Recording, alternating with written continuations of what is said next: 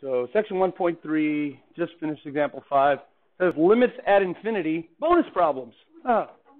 Bonus problems. Okay? And Clay last year always thought bonus problems meant more points. And I'm just like, no, the reward is in just being able to do more problems. So that's what I mean by bonus. Thank you.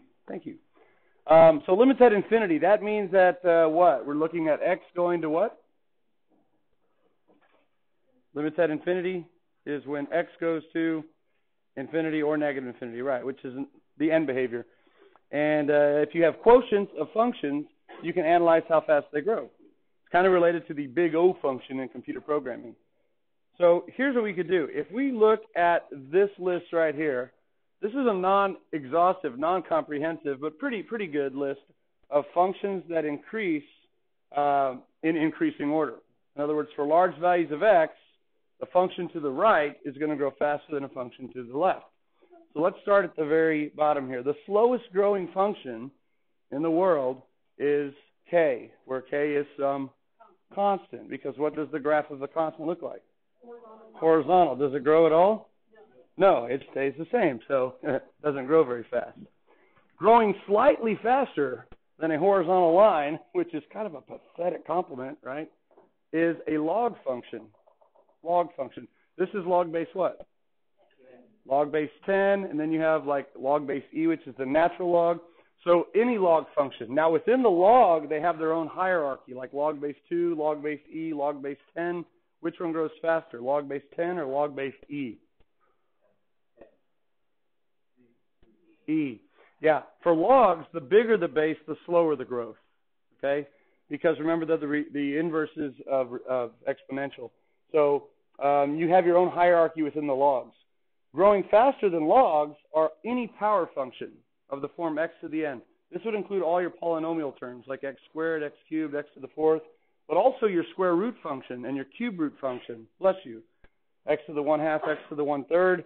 And they also have their own hierarchy within themselves. The larger the n, the faster they grow. Growing faster than your power functions are these functions, which are your what? Exponential, okay, of the form b to the x. And again, they have their own hierarchy. The larger the base, the faster they grow. And then that's kind of where we've stopped here in our studies so far. But there are two other types of functions that we'll see later on in the year when we get to infinite series. We have the excited x function, also known as the factorial. We call that the factorial function. The only thing with the factorial here is we typically use the factorial function for positive integers. And in this case, I'm kind of using it like a real number. But here's what the factorial function says. And I'll just give you an example. 4 factorial is the same as 4 times 3 times 2 times 1. Okay? So 4 factorial, for the long run, a factorial function, x factorial, is going to grow faster than exponential. And then there's one function that is the king or the queen of growth, if you want to bestow that title to a male or female, and it is the x to the x power. Notice it's a combination of your power function, and that has a variable base, but it also has your exponential variable. So it's a variable raised to a variable power, and this is called the Aleph function. Aleph is the first letter in the what alphabet? Greek. Close. Hebrew. Okay? And of course, you have your own hierarchy within each of these functions too. Like for the factorial, the larger the x, the faster it grows. In the Aleph function, you have x to the x to the x. Of course, then you have x to the x to the x to the x, so you have your own hierarchy there. We're not going to get into that. But if you can kind of memorize this short list, you're going to be in good shape because any function to the right is going to grow faster than any function to the left. Good. For large x. Short term, it could be all kinds of crazy stuff. We're talking long term. All right, so example 6. These are the bonus, limits at infinity. And again, these only work because we're looking at end behavior. We're going to infinity. What do you think the answer is? Infinity, yeah? Yeah? Infinity, yeah.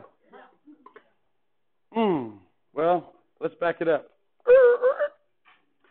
We have a cubic polynomial in the top, okay? Cubic polynomial. Grows faster than x squared, right? Grows faster than a line. What type of function do we have in the bottom, though? it's exponential. Now, in the short term, 1.001 to the x is not going to grow very fast, right? Your money grows exponentially, but there's something called the time value of money.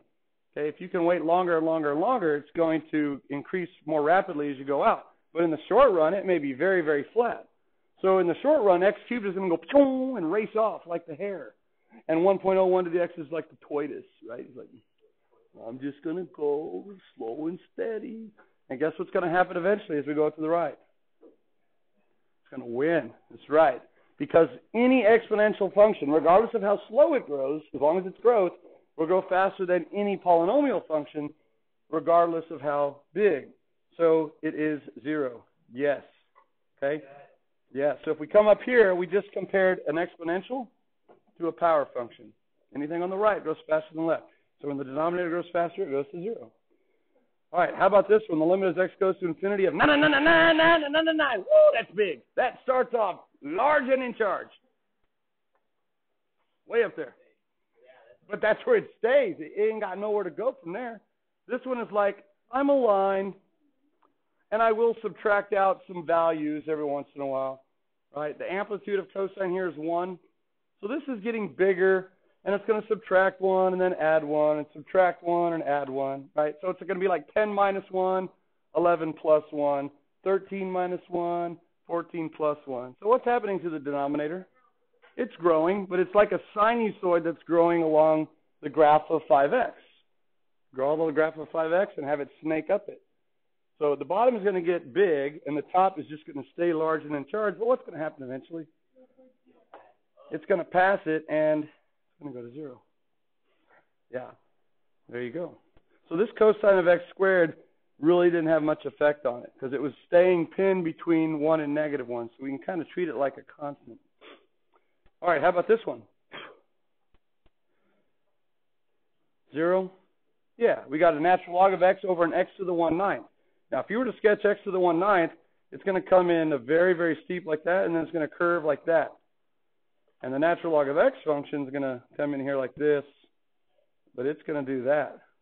And it's like a race to see who can get flatter first. And guess who wins? Guess who gets flatter first? ln. Yeah, the top. So the bottom does grow faster. Now, this would be a very horrible race to watch. This would be like molasses versus concrete. Molasses wins, right? Okay. So far, so good? You got the idea? All right, how about this one? 0. Yeah, 100 to the x is going to grow like gangbusters, okay? Gangbusters. However fast that is, that's fast. I mean, it just sounds fast, right? Gangbusters. But the bottom, that's the queen of growth. I like to say queen, right? Queen of growth. Ain't going to mess with it. So it does go to 0. How about this one? Yeah, the queen wins. Okay. Also goes to 0. Yeah, there's kind of a common theme going on here, right? All of these are equal to absolutely nothing. That doesn't mean we're not getting anything done, though, right? This one is infinity. Yeah, because they flipped. They flipped. Okay, cool. So those were bonus problems. Just kind of be aware of that. This, again, is related to what they call the big O function in computer science. The big O function, like O of x, it analyzes growth rates, how fast different strings of programs run. You want to kind of let them grow more slowly.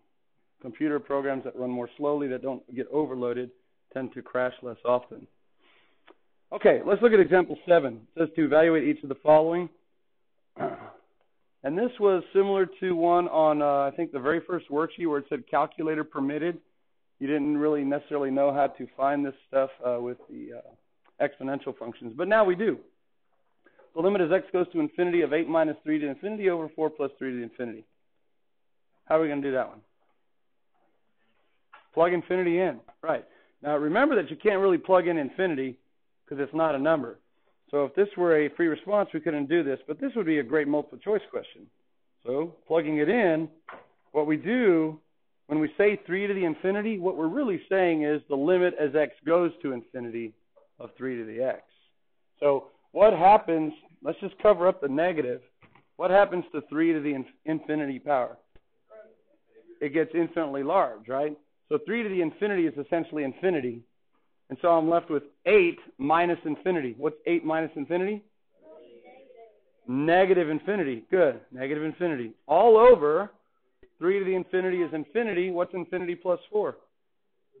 Positive infinity. So what? Is it negative 1? Well, here's where we have to be careful. 0 over 0, we've already seen, is a whole, right?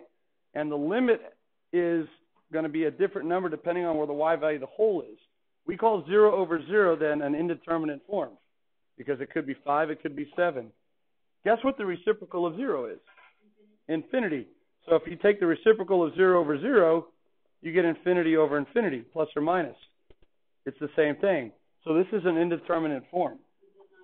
So it may be D&E, but it may be 7, it may be 5, it may be negative 1. Here's what we have to know. Are these the same type of infinity? But are they effectively growing at the same rate?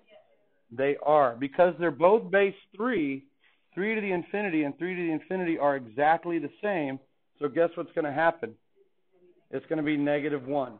This is analogous to what we've seen when we've had like negative x cubed over positive x cubed. You remember that when we had polynomials?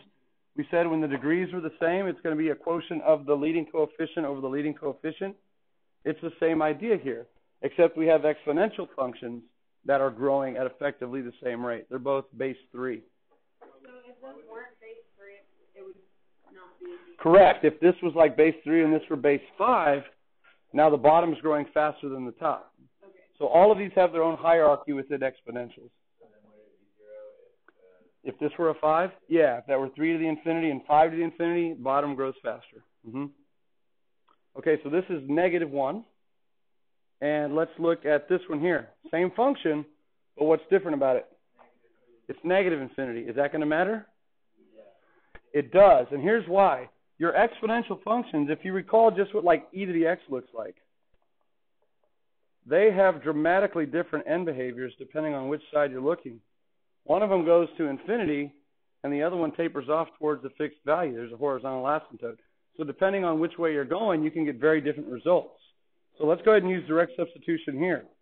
Ish, right? 8 minus 3 to the negative infinity, all over 4 plus 3 to the negative infinity. Now again, when we say this, we're saying we're approaching negative infinity on the graph of 3 to the x. What is 3 to the negative infinity?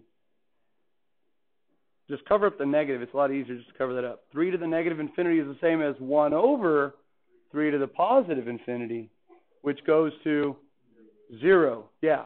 Or think of the graph of 3 to the x and go out to the left. It goes to 0. So in this case, 3 to the negative infinity goes to 0. So the top is approaching 8 minus 0, which is what? 8. Yeah.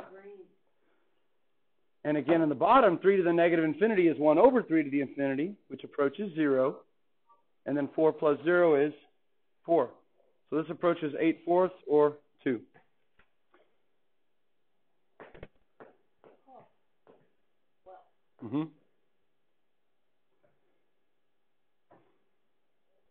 Okay, cool. Very different results.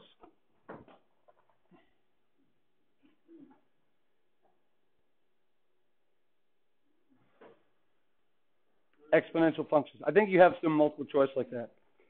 That's the last one. Hooray. Hey, speaking of the worksheet, let's take a look at the worksheet.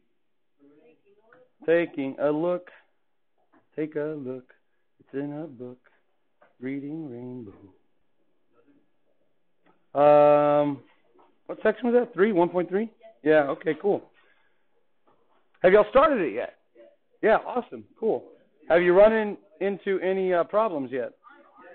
Or persnickety, you're already done?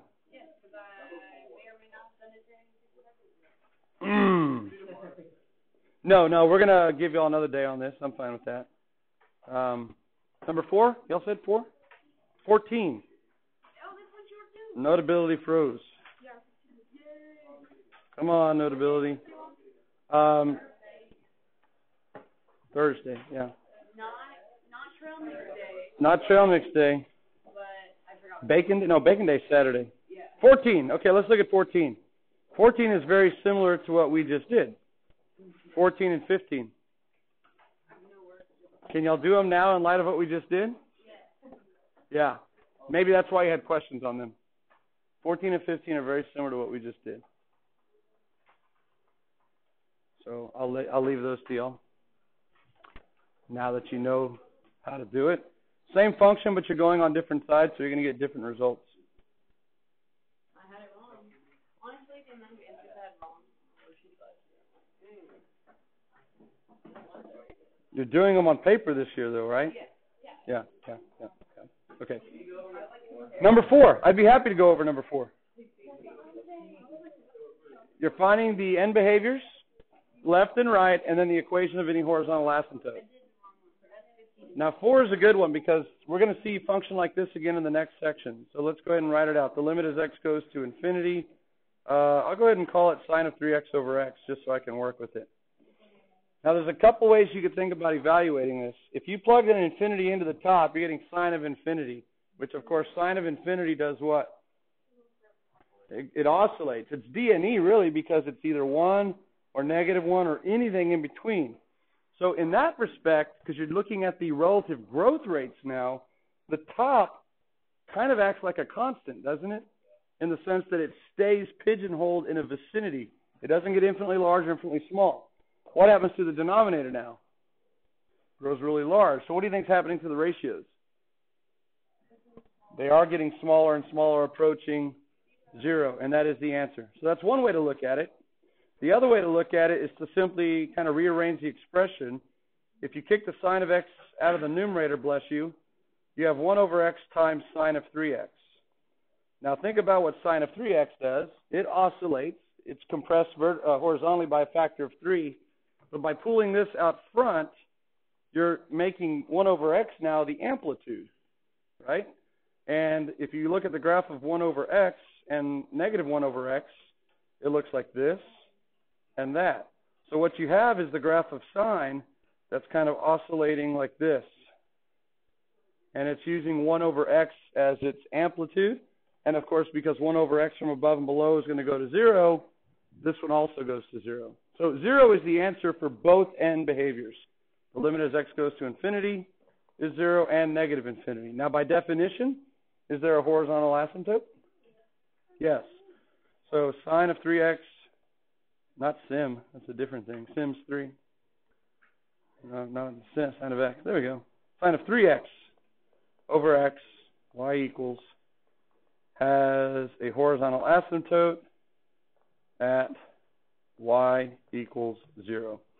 And, of course, this function crosses its horizontal asymptote. What did you say, Mr. Bain, last time? Many times? Many times. Several. Multiple times. Yeah. Something like that. So that's how you would do that. 7 is, yeah, similar, except now what is your amplitude? Now your amplitude is x, and so it's going to be getting bigger as x gets bigger. So that's the one that oscillates between positive infinity and negative infinity. Yeah, so that one would have to grow. That oscillates between two infinitely large values. And that's the one we were arguing about. How do we know if it goes up to infinity and never turns around, or negative infinity before it never turns around? And the answer is we don't. Because it does continue to oscillate forever, but it never turns around at some point. But still oscillating. Okay. Anything else? Oh, lunch. Yeah, let's keep the main thing the main thing. 4 minutes? 12:15. Yeah, we got 4 minutes. Yeah, I'll give you 4 minutes to do the homework. Go ahead and upload notes for 1.4 into your iPad if that's how you're taking notes, so that you'll be ready to go after lunch. Okay? 1.4 is awesome. Ratcon.